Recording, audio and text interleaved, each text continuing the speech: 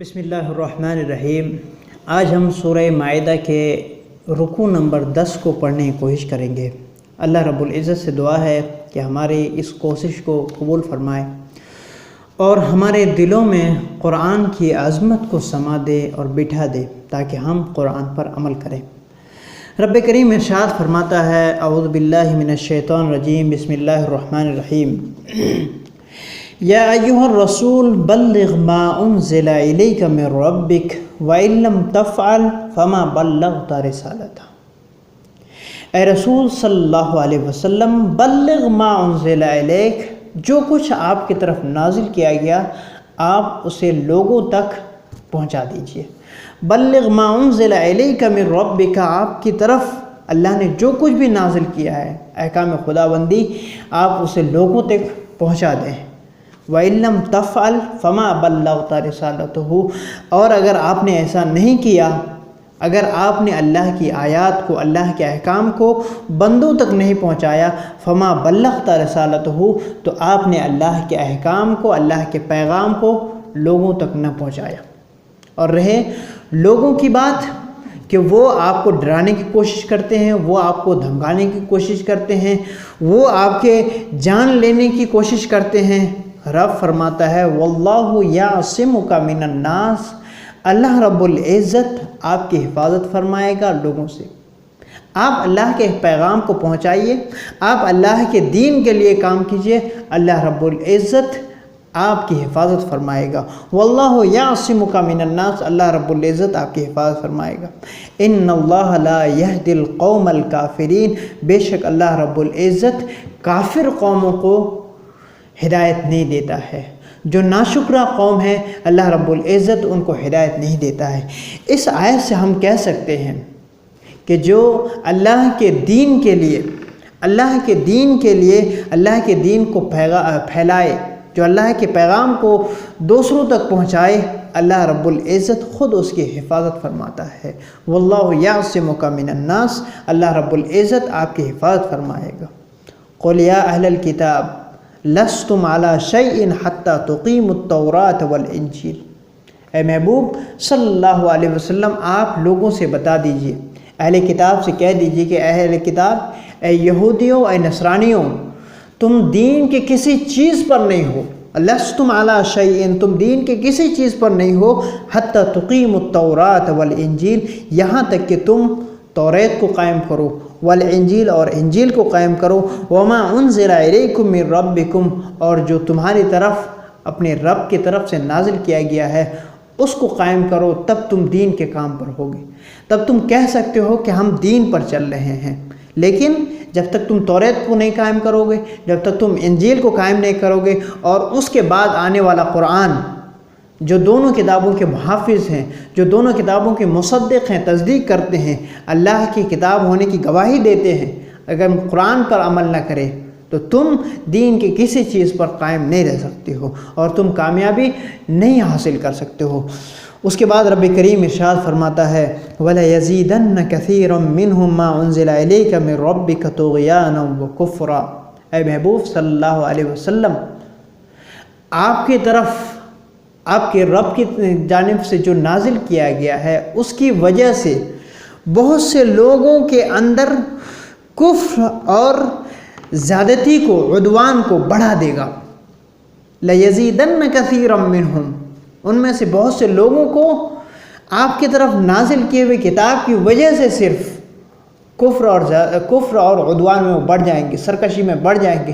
جیسے جیسے آپ کے پاس اللہ کی آیتیں نازل کی جائے گی، اللہ کے احکام نازل کیے جائیں گے، ان کے اندر حسد اور جلن بڑھ جائے گی، اور اسی وجہ سے وہ قرآن کو اور انکار کریں گے، جس کی وجہ سے ان کا کفر اور بڑھتا جائے گا۔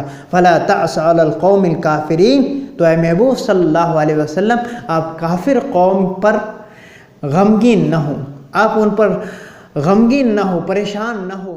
آپ کا کام صرف لوگوں تک پہنچا دینا ہے۔ آپ نے اللہ کے پیغام کو لوگوں تک پہنچا دیا، آپ نے اپنا کام، اپنی ذمہ داری پوری کر دی۔ اس کے بعد لوگوں کی ذمہ داری بنتی ہے کہ وہ اللہ کے پیغام کو، اللہ کی باتوں کو، اللہ کے احکام کو مانیں۔ اس کے بعد رب کریم ارشاد فرماتا ہے ان الذین آمنوا والذین ہادوا والسابعون والنصارى من آمن باللہ والیوم الآخر وعمل صالحا فلا خوف علیہم ولا هم يحزنون۔ جو لوگ ایمان لے آئے اور جو یہودی ہیں اور جو سابی ہیں اور جو نصرانی ہیں، ان میں سے جو ایمان لائے اللہ پر اور آخرت کے دن پر، والیوم الآخر، آخرت کے دن پر، وعمل صالحا، اور نیک عمل کرے، فلا خوف علیہم ولا هم یحزنون، تو ان پر نہ کوئی خوف ہے اور نہ وہ غمگین ہوں گے۔ چاہے اہل کتاب میں سے ایمان لائے، چاہے وہ بت پرست ہو، چاہے یہودی ہو، نصرانی ہو یا مشرک ہو، اگر وہ اللہ پر اور آخرت کے دن پر ایمان لائے اور اس کے ساتھ ساتھ نیک عمل کرے، تو اس کے بارے میں رب کریم ارشاد فرماتا ہے فلا خوف علیہم ولا هم یحزنون، تو ان لوگوں کو نہ کوئی خوف ہے نہ کوئی غم ہے، یہ اللہ کے نزدیک کامیاب لوگ ہیں، کامیاب رہیں گے، اور آخرت کے دن بھی انشاءاللہ اللہ رب العزت انہیں کامیابی عطا فرمائے گا۔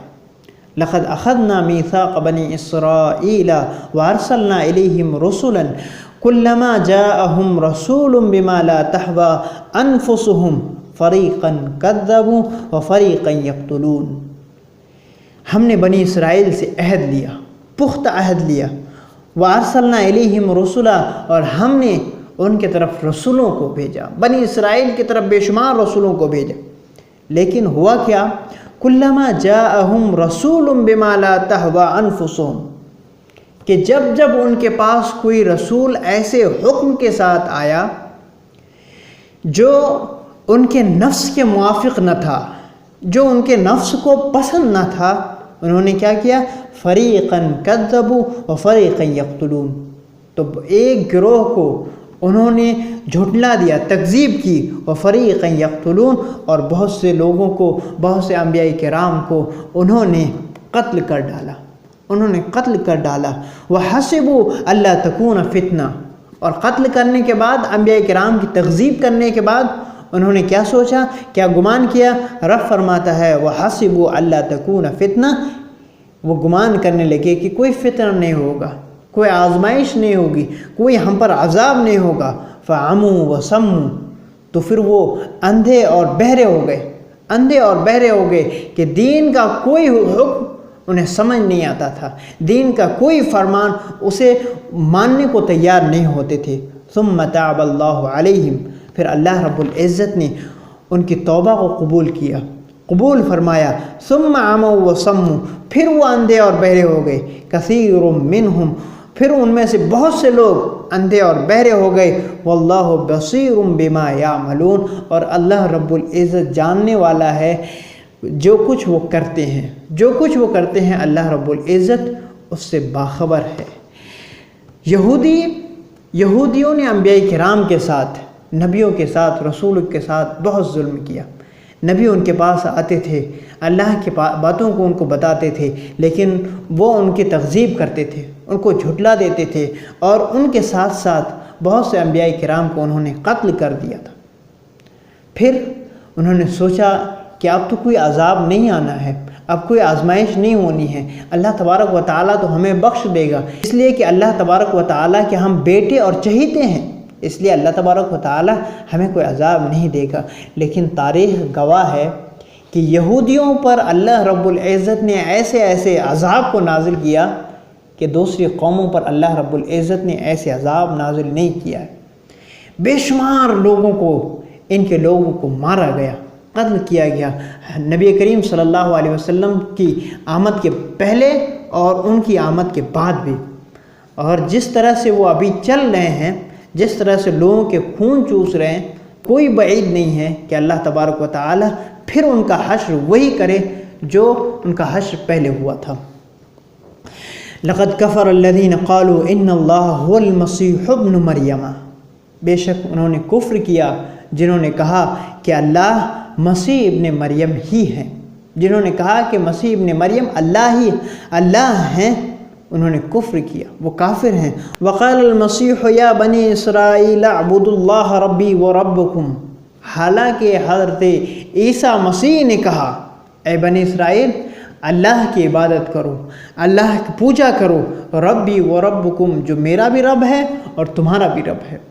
اللہ رب العزت یہاں پہ دلیل دینا چاہتا ہے کہ تم عیسیٰ مسیح کو اللہ مانتے ہو، خدا مانتے ہو، حالانکہ خود حضرت عیسیٰ مسیح نے کہا ہے کہ تم اللہ کی عبادت کرو، تم اللہ کی عبادت کرو۔ تو جو شخص خود دوسرے کی عبادت کرنے کے لیے کہے تو وہ اللہ کیسے ہو سکتا ہے، وہ خدا کیسے ہو سکتا ہے؟ اس لیے تمہارے لیے ضروری ہے کہ تم ان کو اللہ نہ مانو۔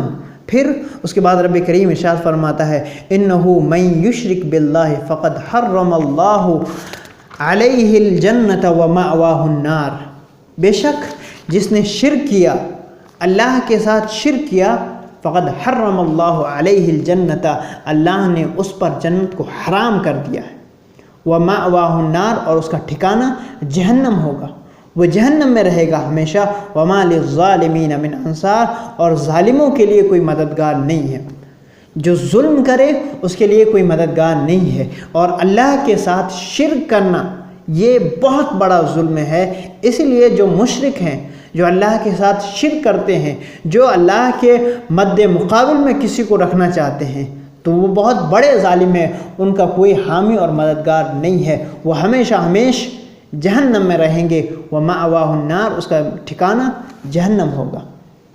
لقد کفر الذین قالوا ان اللہ ثالث ثلاثۃ، بے شک انہوں نے کفر کیا جنہوں نے کہا کہ اللہ رب العزت تین میں کا تیسرا ہے۔ عیسائیوں کا عقیدہ ہے کہ اللہ رب العزت تین اقنوم میں سے ایک اقنوم ہے، تین جز میں سے ایک جز اللہ رب العزت ہے۔ اللہ رب العزت ارشاد فرماتا ہے وَمَا مِنْ إِلَٰهٍ إِلَّا إِلَٰهٌ واحد، کوئی معبود نہیں ہے سوائے ایک کے، صرف اللہ رب العزت معبود ہے، وہی معبود حقیقی ہے، اس کے علاوہ کوئی معبود نہیں ہے۔ وَإِن لَّمْ يَنْتَهُوا عَمَّا يَقُولُونَ لَيَمَسَّنَّ الَّذِينَ كَفَرُوا مِنْهُمْ عَذَابٌ عَلِيمٌ، اگر وہ نہ رکے، اگر وہ باز نہ آئے اس قول سے جو وہ کہتے ہیں، لَيَمَسَّنَّ الَّذِينَ كَفَرُوا، تو بے شک اللہ رب العزت کا عذاب کافروں کو پہنچے گا۔ لَيَمَسَّنَّ الَّذِينَ كَفَرُوا، ان لوگوں کو اللہ کا عذاب پہنچے گا جنہوں نے کفر کیا، اور وہ عذاب دردناک عذاب ہوگا، سخت عذاب ہوگا۔ رب کریم کی رحمتوں کو دیکھیں، اللہ رب العزت ارشاد فرماتا ہے افلا یتوبون الی اللہ ویستغفرون، کیا وہ اللہ کی طرف توبہ نہیں کرتے، اللہ کی طرف توبہ نہیں کرتے، اس کی بارگاہ میں استغفار نہیں کرتے؟ واللہ غفور الرحیم، اللہ رب العزت تو بخشنے والا ہے، اللہ رب العزت تو رحم فرمانے والا ہے، تو لوگ اللہ کی بارگاہ میں توبہ اور استغفار کیوں نہیں کرتے؟ یہ اللہ رب العزت کا کرم ہے، اللہ رب العزت کی رحمت ہے بندوں کے ساتھ۔ مَا الْمَسِيحُ ابْنُ مَرْيَمَ إِلَّا رَسُولٌ، پچھلے جو انہوں نے دعویٰ کیا تھا، جو انہوں نے دعوے کیے تھے عیسائیوں نے، یہودیوں نے، اس کو اللہ رب العزت اس کے بارے میں ارشاد فرماتا ہے مَا الْمَسِيحُ ابْنُ مَرْيَمَ إِلَّا رَسُولٌ، کہ حضرت مسیح ابن مریم نہیں ہے سوائے رسول کی، یعنی وہ اللہ کے فرستادہ رسول ہیں، وہ اللہ کے بھیجے ہوئے رسول ہیں، اللہ کے برگزیدہ بندے ہیں۔ قد خلت من قبلہ الرسل، اور ان سے پہلے بھی بہت سے رسول آئے ہیں اور چلے گئے ہیں۔ تو جس طرح سے حضرت مسیح ابن مریم معجزے دکھاتے ہیں، ان کو اللہ رب العزت نے مردوں کو زندہ کرنے کی طاقت دی ہے، تو اس سے پہلے بھی انبیاء کرام آئے ہیں، انہوں نے بھی معجزے دکھائے ہیں۔ حضرت موسیٰ علیہ السلام نے اپنی چھری کو، اپنے عصائے مبارکہ کو چھوڑ دیا تھا تو وہ زمین پر چلنے لگا تھا۔ تو اس طرح سے پہلے بھی انبیاء کرام آئے ہیں، وہ بھی معجزہ دکھائے ہیں، تو صرف اس وجہ سے کہ وہ معجزہ دکھائیں وہ اللہ نہیں ہو سکتے ہیں۔ قد خلت من قبلہ الرسل، ان سے پہلے بھی رسول آ چکے ہیں اور گزر چکے ہیں۔ وَأُمُّ صِدِّيقَةٌ، اور ان کی والدہ جو ہیں، ان کی ماں وہ صدیقہ ہیں، وہ سچ بولنے والی ہیں، سچ کے ساتھ قائم رہنے والی ہیں۔ قَانَ يَأْكُلَانِ الطَّعَامَ، وہ دونوں کھانا کھاتے ہیں، حضرت عیسیٰ بن مسیح، حضرت عیسیٰ مسیح اور حضرت مریم علیہ السلام دونوں کھانا کھاتے ہیں۔ اور آپ کو معلوم ہے کہ جو کھانا کھائے، جو کھانے کا محتاج ہو، وہ اللہ نہیں ہو سکتا ہے۔ اللہ تبارک و تعالیٰ تو تمام احتیاجوں سے پاک ہے، وہ کسی کھانے کا کیسے محتاج ہوتا ہے؟ انظر کیف نبین لہم الآیات، اے نبی صلی اللہ علیہ وسلم، اے امت محمدیہ کے ماننے والو، کیف انظر کیف نبین لہم الآیات، آپ دیکھیں ہم ان کے لیے کیسے آیتوں کو واضح طور پر بیان فرماتے ہیں۔ ثم انظر انا یؤفکون، پھر بھی ان کو دیکھو کہ وہ کیسے منہ موڑ کر بھاگتے پھرتے ہیں، وہ کیسے الٹے پھرے جاتے ہیں۔ قل اتعبدون من دون اللہ ما لا یملک لکم ضرا ولا نفعا، اے محبوب صلی اللہ علیہ وسلم آپ فرما دیں، کیا تم اللہ کے سوا اس کو پوجتے ہو جو نہ تمہارے نفع کا مالک ہے نہ نقصان کے مالک ہے؟ جو تمہارے نفع اور نقصان کا کچھ مالک نہیں ہے، تم اس کو کیسے پوج سکتے ہو؟ تم ان مٹی کے ڈھیروں کو کیسے پوچھ سکتے ہو؟ مٹی کے اور درختوں کے اور چاند اور سورج کو کیسے پوچھ سکتے ہو جو تمہارے لیے نہ نفع کا مالک ہے نہ نقصان کا مالک ہے؟ اسی طرح سے حضرت عیسیٰ علیہ السلام تمہارے نہ نفع کے مالک ہیں نہ نقصان کے مالک ہے۔ اللہ رب العزت نے جتنی طاقت انہیں دی ہے، جتنی کرامات اور جتنی عزتیں دی ہے، بس وہی ہے، ان کی خود ذاتی نہیں ہے، اس لیے تم ان کو مت پوجو۔ واللہ هو السمیع العلیم، اللہ رب العزت سب سننے والا ہے اور اللہ رب العزت سب جاننے والا ہے۔ قل یا اہل الکتاب لا تغلوا فی دینکم غیر الحق، اے محبوب صلی اللہ علیہ وسلم آپ ان سے بتا دیں، آپ ان سے کہہ دیں کہ اہل کتاب آپ اپنے دین میں ناحق غلو نہ کرو، ناحق غلو نہ کرو۔ اور غلو دونوں طرح سے ہے، ایک کمی کر دینا ایک زیادتی کر دینا۔ زیادتی یہ ہے کہ حضرت عیسیٰ بن مریم وہ اللہ کے رسول ہیں، اللہ کے برگزیدہ بندے ہیں، تم ان کو الہ نہ بناؤ، تم ان کو اللہ نہ کہو۔ اور اسی طرح سے کمی میں غلو یہ ہے کہ تم انبیاء کرام کی تغذیب نہ کرو، تم انبیاء کرام کو قتل نہ کرو۔ یہ غلو دونوں طرح سے ہو سکتے ہیں، تو تم ان غلو کرنے سے اپنے دین سے بچو۔ اور اسی طرح سے اسلام میں بھی غلو سے بہت زیادہ منع کیا گیا ہے۔